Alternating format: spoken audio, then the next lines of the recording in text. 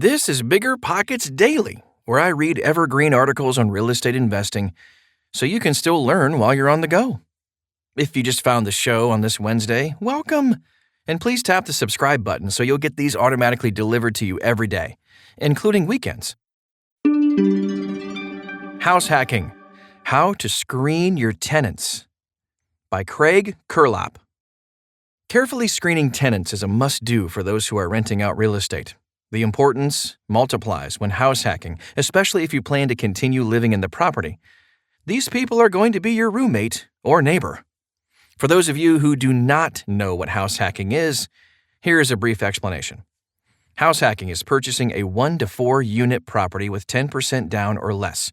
You live in one part of the property and rent the rest out, such that the rent you collect fully or partially covers your mortgage. This is one of the best ways to build wealth. I highly suggest everyone does it in some capacity. There are many ways to house hack, including 1. Traditional. Buy a duplex, triplex, or quadplex. Live in one unit while renting the others. 2. Rent by room. Buy a single-family home, live in one room, rent out the others. 3. Short-term rental. Buy a single-family residence with a mother-in-law suite or auxiliary dwelling unit. Live in the main house and rent out the extra space, either full-time or on Airbnb. 4. Live and flip. Buy a semi-distressed property, fix it up over the course of 2 years, and sell it with the first $250K or $500K if married, tax-free. In this article, I am going to run you through how to screen a tenant for a house hack.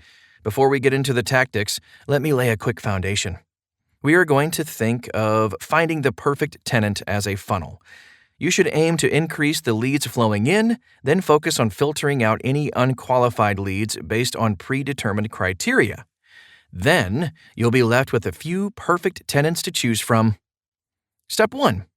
Select your criteria. Before you list your property for rent, you are going to want to write down a set of standards you expect each tenant to meet. Some might be minimum income to rent ratio, minimum credit score, clean background check, positive references. Writing down your standards will help you in 2 ways. 1, it will protect you against any claims of discrimination. Secondly, it will help you remember and will hold you accountable for when it comes time to choose a tenant. Do yourself a favor and write down your minimum criteria before reading the rest of this article. Step 2. Conduct pre-screens.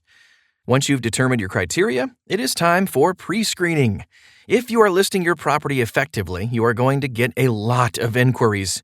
Your time is valuable, and so is theirs. Rather than setting up a showing for every person who inquires, first do a little bit of research. Try to find them on social media. Look through some of their pictures and posts. If they seem weird or sketchy, you can politely refuse their request. For example, one time I had someone inquire about a room in my house. His Facebook profile had a picture of him with a gun in one hand and fanning out several $100 bills in the other hand. No thanks. Next. If you look through their social media and everything seems okay, ask them to chat on the phone for 5 to 10 minutes. This will not only allow you to get a feel for your potential tenant, but it will build your credibility as well. That way, if you do like them, there is a higher probability they will show up to tour your property and may even choose your place over someone else's. Phone call. When you are on the phone with a potential new tenant, do your best to make the conversation natural. Here is an example of a phone conversation I might have with a potential tenant named Jim. Jim? Hello. Craig. Hey, Jim. It's Craig from Facebook Marketplace. Is now still a good time to chat about the unit or room for rent? Jim. Yeah, sure. Craig. Cool, man. How's your day going? Jim. So far, so good. I'm actually about to head to work in a little bit. Craig. Oh, nice. What is it that you do for work? Jim.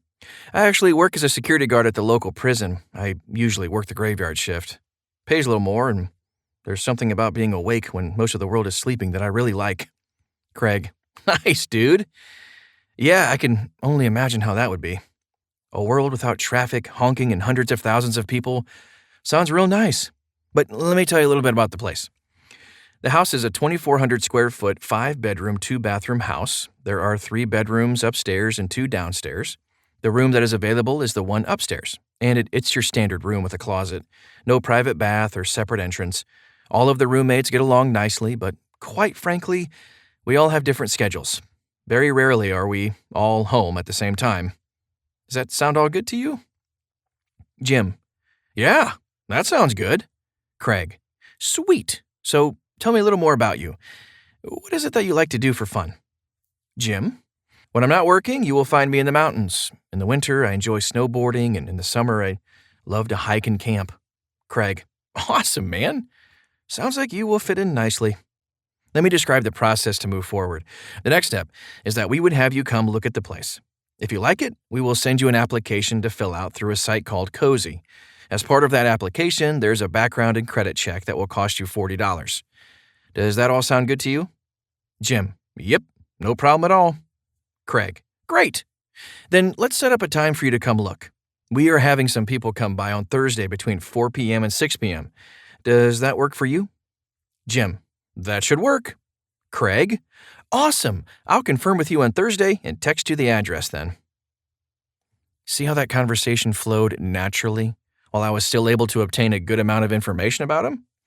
I understand what he does for work, so I have a good idea as to whether or not he makes enough money to pay rent each month. Secondly, I understand what his pastimes are to make sure that he will fit into the culture of the house. Lastly, he knows that he is responsible for paying $40 for the background and credit check. If he actually fills out an application, it will confirm that he is serious and will tell me about his credit and background. If he has bad credit or a troubled background, he'd be wasting $40 on the application. I can get these big questions answered all while judging the quality of the conversation to see if this is a person I want to live with or next to. There might be some other deal breakers for you, so make sure you work those into the conversation. If the pre-screening and phone call goes well, be sure to set up the showing at the end of the phone call. Step 3.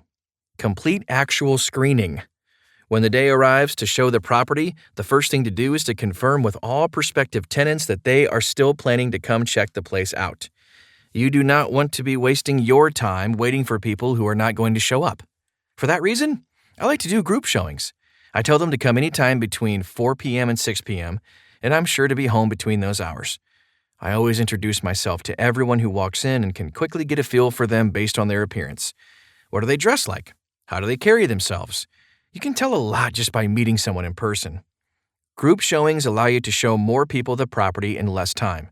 It also instills competition amongst potential tenants, making them want to fill out an application sooner if they truly want the place. Application. That brings us to the next step, the application. After the showing, if someone wants to move forward, you send them an application. I like to do it through a site called Cozy. It's completely free for landlords to use and includes all of the relevant information you need to collect. If you are not using Cozy or something similar, be sure to ask for pertinent information including 1. Name, 2. Job title, pay, and work references, 3. Credit score, 4. Background check, 5. Previous landlord and roommate references, 6. Do you smoke? How often? 7. Do you have pets? How many? Due diligence. Once you have this information, it is time to verify that all of it is true. The credit and background check come from a third party, but it's always good to confirm that the name on the report aligns with the name on the application. The second thing you want to do is to confirm their pay.